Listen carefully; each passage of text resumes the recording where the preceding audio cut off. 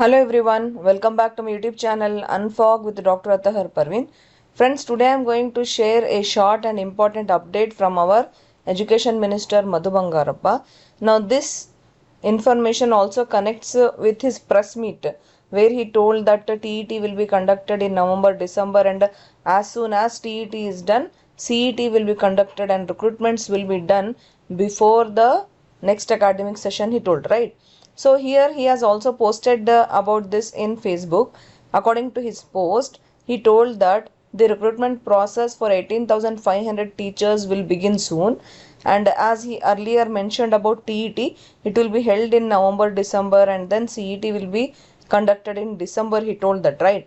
And appointments will be completed before the next academic year. He also told that there will be change in passing marks for SSLC and PUC exams. He has actually decreased the number to 33 marks now. And he told that around 800 Karnataka public schools will be opened across the state. And a webcasting system will be used to make exams more transparent from now on. Okay. And he also told that 3 exams are being planned to strengthen the overall examination system in the state, and he told that there will be introduction of moral value education in schools which will focus on character development of the students along with the academics. Now what is more important for us in this post is that the timeline is clear now. After the press conference and this post in Facebook, the timeline says that first TET, then CET, followed by the recruitments.